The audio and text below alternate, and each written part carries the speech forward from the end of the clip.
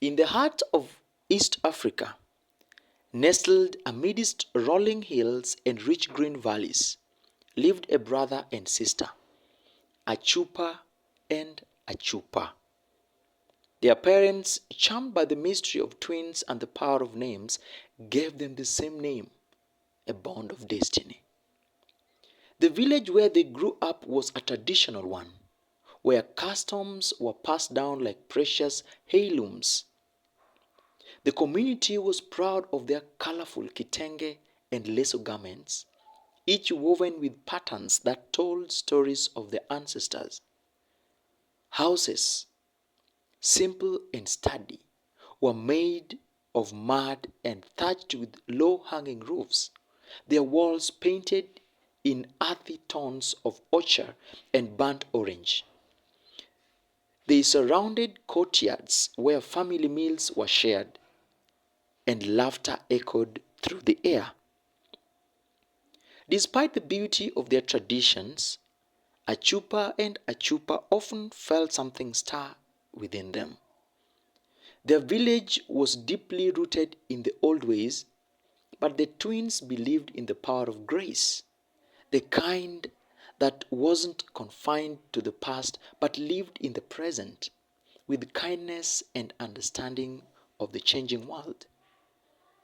One warm evening, as the sun began to set behind the acacia trees, casting golden hues over the village, Achupa the brother sat with his sister on a carved wooden stool in their compound. Birds chirped softly as the scent of freshly roasted maize filled the air.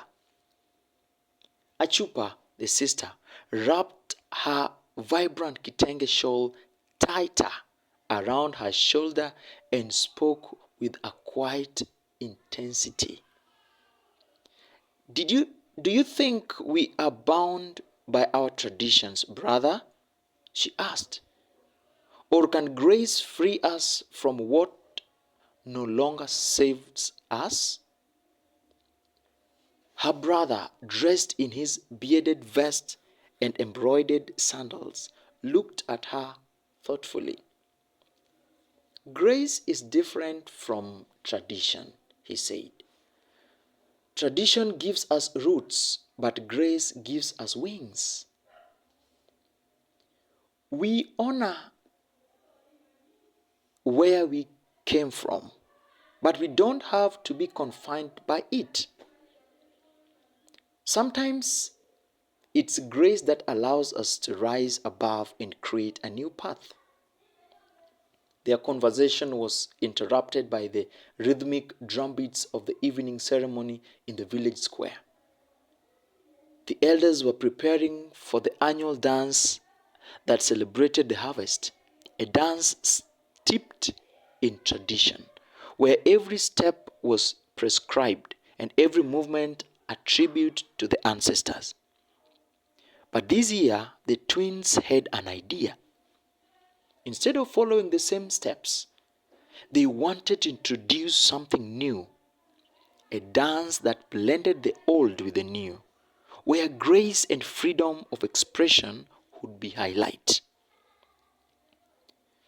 When they presented the idea to the elders, there was silence. The eldest among them, Mzenjojo, his face wrinkled like the bark of an ancient tree, spoke fast. Tradition is our soul, he said. We cannot abandon it.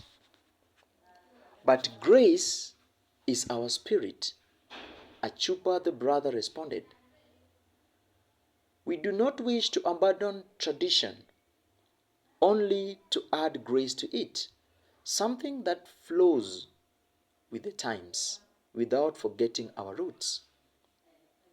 The elders were hesitant, but after seeing the passion and sincerity in the twins' eyes, they agreed to allow them to perform a new dance at the festival.